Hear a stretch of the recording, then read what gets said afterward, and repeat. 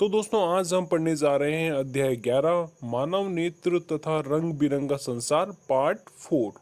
चलिए दोस्तों आगे चलते हैं और आगे हम देखते हैं इंद्रधनुष का बनना, यानी इंद्रधनुष किस प्रकार बनता है हम देख लेते हैं। सबसे पहले हम इसे चित्र के द्वारा समझ लेते हैं। दोस्तों आपने इस लेसन का पार्ट 3 देखा है, तो मैंने उस पार्ट में प्रकाश का वर्ण विक्षेपण के बारे में बताया था, जिसमें मैंने आपको बताया था कि जब प्रकाश की किरण प्रिज्म से होकर गुजरती है तो वह अपवर्तित हो जाती है और 7 रंगों में विभक्त हो जाती है, यानी 7 रंगों में बंट जाती है। और उन 7 रंगों में क्या होता है, ऊपर की ओर क्या होता है, लाल रंग होता है और नीचे क्या होता है, बैंगनी रंग होता है। इसके पश्चात हमें क्या होती है, उन 7 रंगों की एक पट्टी प्राप्त होती है जिसे हम स्पेक्ट्रम कहते हैं। दोस्तों इसी से मिलती जुलती घटना प्राकृतिक वातावरण में होती है जिसमें इंद्रधनुष बनता है। और यह घटना जो होती है वर्षा के पश्चात होती है। वर्षा के पश्चात क्या होता है, जो वर्षा की छोटी छोटी बूंदें क्या होती हैं, वायुमंडल में तैरती रहती हैं। और वर्षा के पश्चात अगर धूप निकल आती है, यानी सूर्य का प्रकाश निकल आता है, तो सूर्य का प्रकाश इन छोटी छोटी जो वर्षा की बूंदें होती हैं उनमें प्रवेश करता है और इंद्रधनुष बनता है। लेकिन दोस्तों सभी बूंदें क्या होती हैं, इंद्रधनुष नहीं बनाती हैं। इंद्रधनुष बनाने के लिए भी कुछ शर्तें हैं, यानी इंद्रधनुष कब बनेगा इसके लिए भी कुछ नियम हैं, कुछ शर्तें हैं। तो चलिए इन नियमों को हम देख लेते हैं। जैसा कि आप चित्र में देख सकते हैं, यहाँ पे सूर्य के प्रकाश की किरण जो होती है वो वर्षा की बूंद के अंदर प्रवेश करती है और उसका अपवर्तन हो जाता है। साथ ही क्या होता है, किरण का वर्ण विक्षेपण भी हो जाता है, यानी वो 7 रंगों में विभक्त हो जाती है, जिसमें ऊपर की ओर लाल रंग और नीचे की साइड क्या होता है, बैंगनी रंग होता है। हमने यहाँ पे केवल 2 रंग प्रदर्शित कर रखे हैं ताकि हमें समझने में आसानी हो। अब बात आती है अपवर्तन क्या होता है। दोस्तों जब प्रकाश की किरण एक पारदर्शी माध्यम से दूसरे पारदर्शी माध्यम में प्रवेश करती है तो वह अपने पथ से विचलित हो जाती है। इसे ही हम क्या कहते हैं, प्रकाश का अपवर्तन कहते हैं। यहाँ पर एक पारदर्शी माध्यम वर्षा की बूंद के बाहर वायु है और दूसरा पारदर्शी माध्यम वर्षा की बूंद के अंदर जल है। तो यहाँ पे 2 पारदर्शी माध्यम हो गए हैं। वायु जो होती है वो विरल होती है और जो जल होता है वो सघन होता है। तो यहाँ पे जो प्रकाश की किरण है वो विरल से सघन माध्यम में प्रवेश कर रही है, इसलिए यह क्या होती है, अभिलंब की ओर झुक जाती है। आप चाहें तो यहाँ पे जो किरण आपतित हो रही है वहां पे अभिलंब खींच सकते हैं। जब यह अपवर्तित और वर्ण विक्षेपित किरण वर्षा की बूंद की आंतरिक सतह पर टकराती है तो इसका परावर्तन हो जाता है।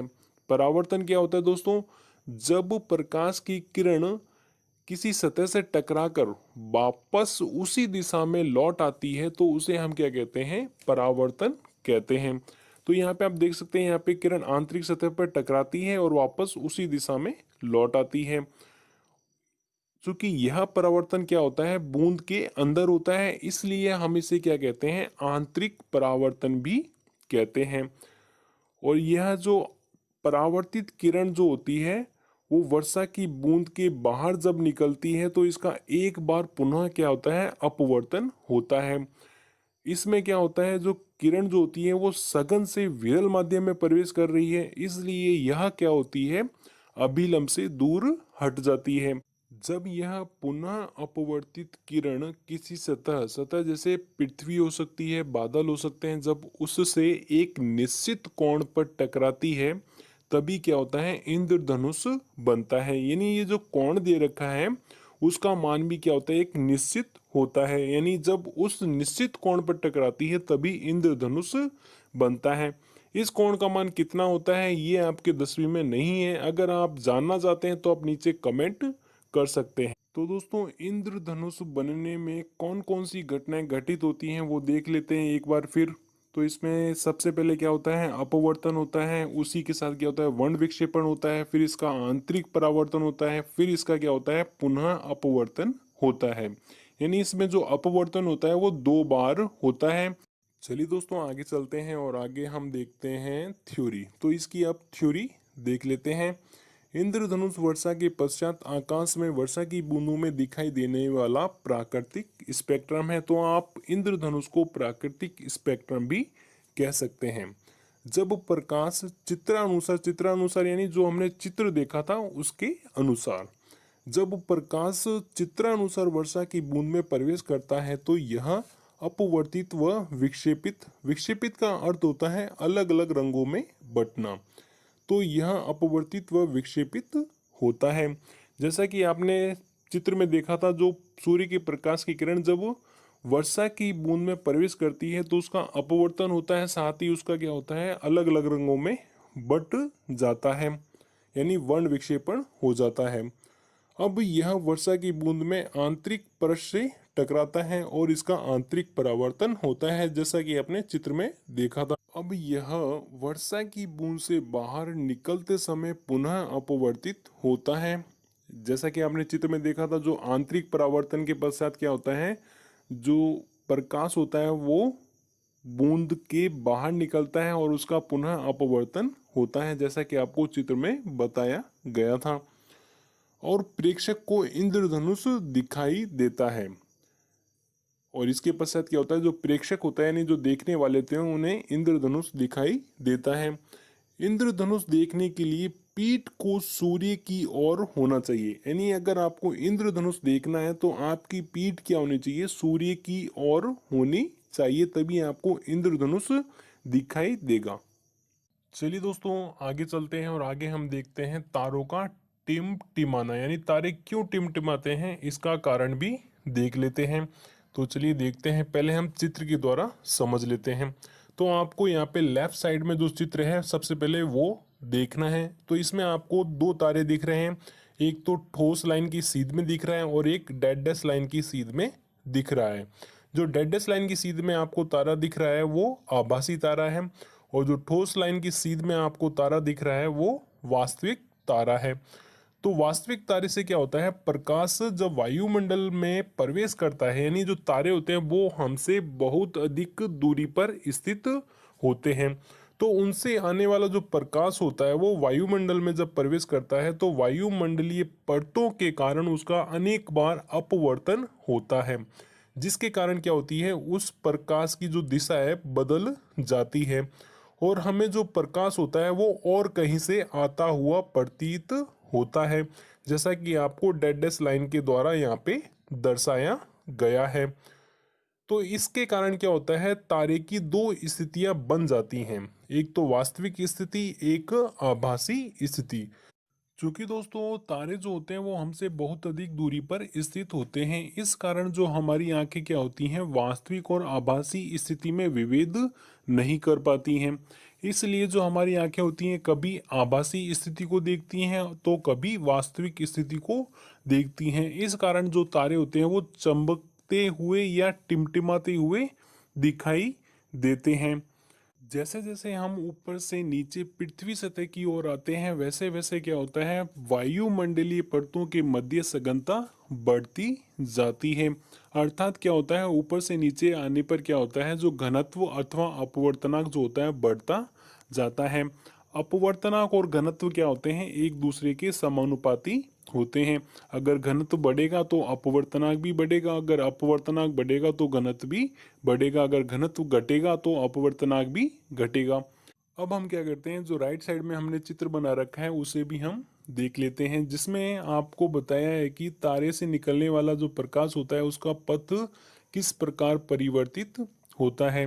तो यहाँ पे आप देख सकते हैं हमने वायुमंडलीय परतों को हमने 1 2 3 4 के नाम से प्रदर्शित किया है। जो परत एक है उसके ऊपर भी कोई परत होगी तो उनके मध्य हमने क्या किया है, अभिलंब खींच दिया है। तो आपको जहाँ भी दो परतें मिलती हैं उनके मध्य अभिलंब खींचना है।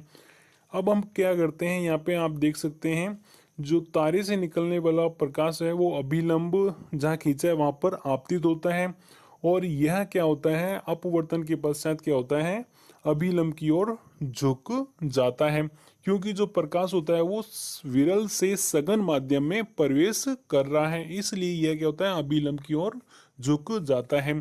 और यही घटना क्या होती है, बार बार होती रहती है जब तक हमारी आंखों तक प्रकाश पहुंचता है। तो इसके कारण क्या होता है, जो पथ होता है वो चेंज हो जाता है और हमें क्या होता है, एक आभासी स्थिति जो तारे की प्रतीत होती है, जो कि ऊपर की साइड डेड डैश के द्वारा बना रखी है। और यह क्या होती है, आभासी स्थिति वास्तविक स्थिति से थोड़ा ऊपर की ओर बनती है। अगर दोस्तों आपके क्वेश्चन आता है तारे क्यों टिमटिमाते हैं, वो भी 3 या 4 नंबर का, तो आपको क्या करना है, जो लेफ्ट साइड में डायग्राम है वो तो आपको बनाना ही है। और आपको क्या करना है, जो लड़का है लड़के की जगह आपको क्या करना है, जो तीर के पास आपको एक आंख बना देनी है। इससे क्या होगा, आपका चित्र जो होगा वो जल्दी बन जाएगा। और राइट साइड वाला आपको चित्र नहीं बनाना है। अगर आपके 1 नंबर का क्वेश्चन आता है तब आपको क्या लिखना है, तब आपको लिखना है तारे से निकलने वाले प्रकाश का हमारे वायुमंडलीय परतों में अनेक बार अपवर्तन होने के कारण तारे के प्रकाश का पथ चेंज हो जाता है, जिसके कारण तारे की एक आभासी स्थिति बनती है। इसी कारण तारे जो होते हैं वो टिमटिमाते हुए दिखाई देते हैं। अब आपके दिमाग में क्वेश्चन आ सकता है कि सूरज और चांद टिमटिमाते हुए दिखाई क्यों नहीं देते। क्योंकि दोस्तों जो सूरज और चांद होते हैं वो तारों की अपेक्षा पृथ्वी के अधिक निकट स्थित होते हैं और जो हमारी आंखें होती हैं उनकी वास्तविक स्थिति को आसानी से देख पाती हैं। इस कारण क्या होता है, जो सूरज और चांद टिमटिमाते हुए दिखाई नहीं देते हैं। चलिए दोस्तों आगे चलते हैं और आगे हम देखते हैं इसकी थ्योरी। तो इसकी थ्योरी देख लेते हैं। जब तारों का प्रकाश पृथ्वी के वायुमंडल में प्रवेश करता है तो इसका लगातार अपवर्तन होता रहता है। जैसा कि आपने जो राइट साइड में डायग्राम देखा था उसमें आपको बताया था कि जो प्रकाश होता है उसका लगातार अपवर्तन होता रहता है, क्योंकि ऊपरी वायुमंडल से नीचे पृथ्वी सतह तक परतों की सघनता अथवा घनत्व बढ़ता जाता है। ये भी आपको चित्र में बताया था और आपको परतों के हिसाब से भी पता चल जाता है जो घनत्व क्या होता है बढ़ता जाता है। अतः तारे के प्रकाश का अनेक बार अपवर्तन होने के कारण वह अभिलंब की ओर झुकता जाता है। यहाँ पे जो प्रकाश होता है वो विरल से सघन माध्यम में प्रवेश करता है, जिसके कारण क्या होता है, अपवर्तन के पश्चात जो प्रकाश होता है वो अभिलंब की ओर झुकता जाता है, जिससे तारे की एक आभासी स्थिति बनती है जो वास्तविक स्थिति से कुछ ऊंचाई पर प्रतीत होती है, जैसा कि आपने चित्र में देखा था। और क्षितिज से देखने पर, क्षितिज यानी जिसे इंग्लिश में कहते हैं हॉरिजॉन्टल लाइन, और क्षितिज से देखने पर तारे टिमटिमाते हुए प्रतीत होते हैं। चलिए दोस्तों आगे चलते हैं और आगे हम देखते हैं अग्रिम सूर्य उदय तथा विलंबित सूर्यास्त। अग्रिम सूर्य उदय तथा विलंबित सूर्यास्त। तो सबसे पहले हम इसका चित्र देखते हैं और चित्र के द्वारा इसे समझते हैं। तो चित्र क्या है, वायुमंडलीय अपवर्तन का सूर्योदय व सूर्यास्त पर प्रभाव। तो आपके दोनों में से कोई एक क्वेश्चन बन सकता है, अग्रिम सूर्योदय तथा विलंबित सूर्यास्त आप क्या समझते हैं, या फिर आपके क्वेश्चन बन सकता है वायुमंडलीय अपवर्तन का सूर्योदय व सूर्यास्त पर क्या प्रभाव पड़ता है। दोनों का आंसर एक ही होगा। तो अब चित्र को देख लेते हैं। चित्र में आपको पृथ्वी दिख रही है और जो आपको ब्राउन कलर में यानी भूरे कलर में जो लाइन दिख रही है जो कि पृथ्वी की ऊपरी सतह को छूते हुए जा रही है, वो क्या है, क्षितिज रेखा है, जिसे इंग्लिश में कहते हैं हॉरिजॉन्टल लाइन। और हॉरिजॉन्टल लाइन पर कोई प्रेक्षक या व्यक्ति खड़ा है। चित्र में आपको जो डेड डैश के द्वारा जो सूर्य की स्थिति दिख रही है वो आभासी स्थिति है, और जो आपको ठोस लाइन के द्वारा स्थिति दिख रही है जो कि क्षितिज रेखा के नीचे है वो वास्तविक सूर्य की स्थिति है। जब सूर्य क्षितिज रेखा के नीचे होता है तो उससे चलने वाली जो प्रकाश की किरणें होती हैं उनका वायुमंडलीय परतों के कारण क्या होता है, अनेक बार अपवर्तन हो जाता है, जिसके कारण सूर्य की एक आभासी स्थिति बनती है जिसे हमने डेड डैश लाइन के द्वारा प्रदर्शित किया है। दोस्तों आपको सुबह सुबह जो सूर्य उदय के पश्चात जो आपको सूर्य दिखाई देता है वो आभासी सूर्य उदय होता है, जो कि हमें 2 मिनट तक दिखाई देता है। और 2 मिनट पश्चात क्या होता है, वास्तविक सूर्योदय होता है। यानी 2 मिनट तक जो हमें सूर्य दिखाई देता है जो कि आभासी सूर्य होता है, उसका जो उदय होता है उसे ही हम क्या कहते हैं, अग्रिम सूर्योदय कहते हैं या फिर आभासी सूर्योदय कहते हैं। वास्तविक सूर्योदय कब होता है, जब सूरज जो होता है यानी जो सूर्य होता है वो वास्तव में क्षितिज को पार कर लेता है, यानी क्षितिज के ऊपर पहुंच जाता है, तो अब वास्तविक सूर्योदय होता है। यानी सुबह सुबह जो हमें सूर्य दिखाई देता है, सूर्योदय के समय 2 मिनट तक वो क्या होता है, आभासी सूर्य होता है। इसे ही हम क्या कहते हैं, अग्रिम सूर्योदय या आभासी सूर्योदय कहते हैं। दोस्तों शाम को हमें क्या होता है, वास्तविक सूर्यास्त के पश्चात भी क्या होता है, हमें 2 मिनट तक क्या होता है, सूर्य दिखाई देता है। तो यह सूर्य क्या होता है, आभासी सूर्य होता है।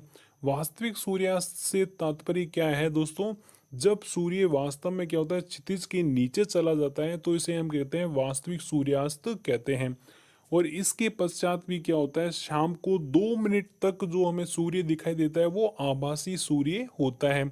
और जब यह सूर्य भी क्या होता है, अस्त हो जाता है, तो इसे हम क्या कहते हैं, विलंबित सूर्यास्त या आभासी सूर्यास्त कहते हैं। इस प्रकार क्या होता है दोस्तों, वास्तविक सूर्यास्त और आभासी सूर्यास्त के बीच का जो समय अंतराल होता है वो 2 मिनट होता है।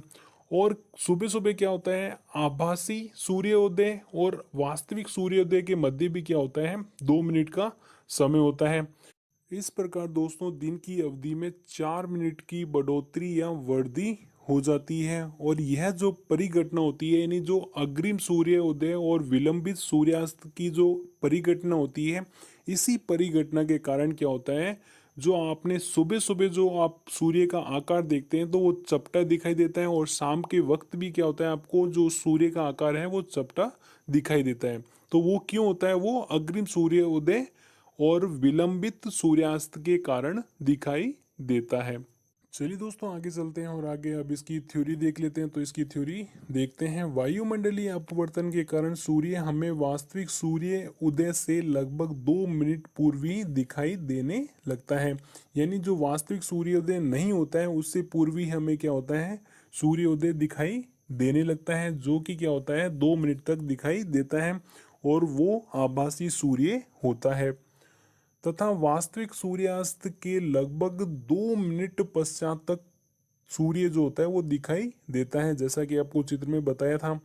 वास्तविक सूर्योदय से तात्पर्य सूर्य द्वारा वास्तव में क्षितिज को पार करना है। यानी जब वास्तविक सूर्योदय कब होता है, जब सूर्य क्षितिज को पार कर लेता है तो वास्तविक सूर्योदय होता है। तथा वास्तविक सूर्यास्त का तात्पर्य सूर्य का क्षितिज से नीचे जाना है। जब वो सूर्य जो होता है वास्तव में क्षितिज के नीचे चला जाता है तो उसे हम क्या कहते हैं, वास्तविक सूर्यास्त कहते हैं। वास्तविक सूर्योदय व आभासी सूर्योदय अथवा वास्तविक सूर्यास्त व आभासी सूर्यास्त के बीच का समय अंतराल लगभग 2 मिनट होता है।